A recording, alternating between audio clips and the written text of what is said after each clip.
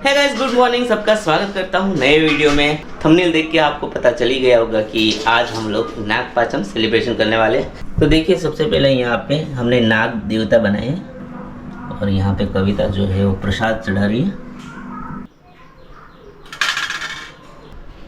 आपका तो पसीना पसीना है। पसीना हो गया ना। दोस्तों, नाग पांचम सेलिब्रेशन करने की पीछे स्टोरी है, तो अभी हम लोग वो कहानी भी पढ़ेंगे और आपको मैं बताऊंगा थोड़ी देर में कि वो क्या कहानी है। बहुत ही इंटरेस्टिंग कहानी है, आप लोग को जान के बहुत अच्छा लगेगा। तो दोस्तों, यहाँ पे जो आप देख रहे हो ना, वो तिल गुड़ का आइटम है और यहाँ पे नारियल है। तो ये थी छोटी सी पूजा। अभी हम लोग कहानी पढ़ेंगे और उसके बाद में शॉर्ट में आपको बताऊंगा कि क्या कहानी है नाग पांचम के पीछे। मुझे नहीं पता कि गुजरात के बाहर नाग पांचम सेलिब्रेशन होता है कि नहीं, बट गुजरात में होता है। ये 27 नंबर। तो ये बुक काफ़ी पुरानी है, जब मेरी मम्मी थी ना उस टाइम की ये बुक है। इसी बुक से मैं आपको बताऊंगा कि नाग पांचम के पीछे क्या स्टोरी है। पवित्र श्रावण मासની અંધેરી પાચમે વટ પાચમે प्रातःकाळे स्नान करी पाणियारे नाग चितरવું। दोस्तों, एक गांव में एक माजी के 7 लड़के थे और सातों लड़कों की शादी हो गई थी। उससे छोटे लड़के की बीवी के मायके से कोई भी नहीं था। ना उसके मम्मी थे, ना पापा थे, ना भाई, ना बहन। इसी वजह से बाकी की उनकी 6 जेठानी उसे काफी कुछ सुनाती थी। ससुराल में उसका कोई सपोर्ट भी नहीं करता था। इस सबसे छोटी बहू का नाम था श्यामा।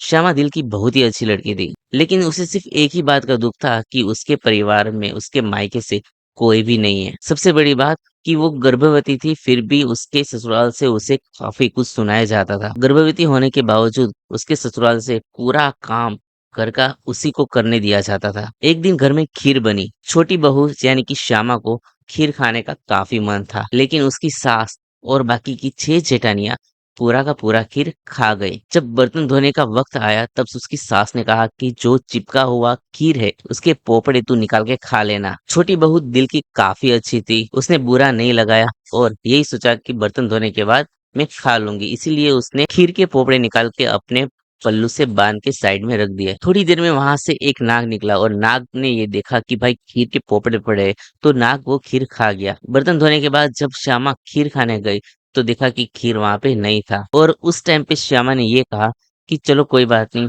किसी ने भी खाया उसका पेट तो भरा। ये सब बातें वो छुपे सांप ने देख ली जिसने वो खीर खाई थी। ये सुनने के बाद सांप ने उसे दर्शन दिए और कहा कि बोल बेटी, तुझे क्या चाहिए। श्यामा ने कहा कि मेरे मायके से कोई नहीं है और आने वाले समय में मेरी गोद भराई भी है। ये कह के श्यामा रोने लगी और उस नाग ने कहा कि बेटी तू चिंता मत कर, तू घर जा और गोद भराई के टाइम पे मेरे राफड़े पे जहाँ पे सांप रहते हैं वहां पे कंकोत्री छोड़ जाना। श्यामा खुशी खुशी घर जाती है और उसकी सास को बोलती है कंकोत्री लिखने के लिए, और फिर वो कंकोत्री जाके सांप के राफड़े पे छोड़ आती है।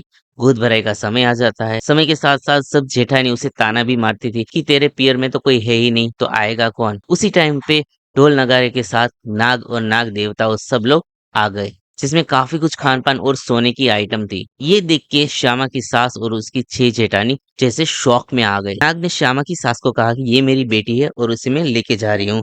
बेटा होने के 1 महीने बाद मैं इसे वापस छोड़ जाऊंगी। ये कह के नाग श्यामा को लेके चली जाती है। नाग श्यामा को उसके घर पे ले जाती है और कहती है कि बेटी तुझे कुछ भी नहीं करनी है, तुझे सिर्फ मेरे बेटे को जो नाग कुंवर है उसे दूध पिलानी है। ये घंटी ले और ये घंटी बजाने से ही मेरे बेटे आ जाएंगे। श्यामा ये काम बहुत ही अच्छे से कर रही थी। श्यामा को एक सुंदर बेटा हुआ जो 1 महीने का अब हो गया था। श्यामा एक दिन बाहर जाती है और वो घंटी वहीं पे छोड़ जाती है।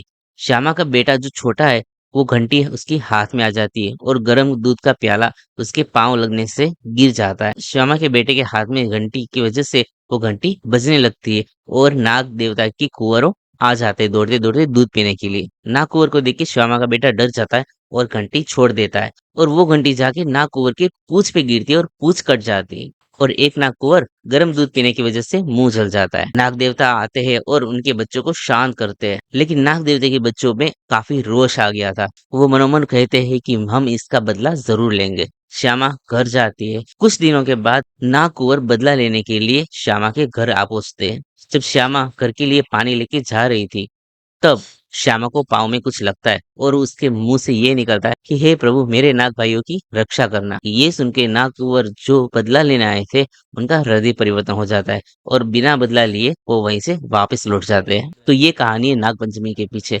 आशा है आप सबको ये कहानी अच्छी लगी होगी। अगर कहानी अच्छी लगी है तो लाइक कीजिएगा, चैनल को सब्सक्राइब कीजिएगा। मिलते हैं इन द नेक्स्ट वीडियो, तब तक के लिए बाय बाय।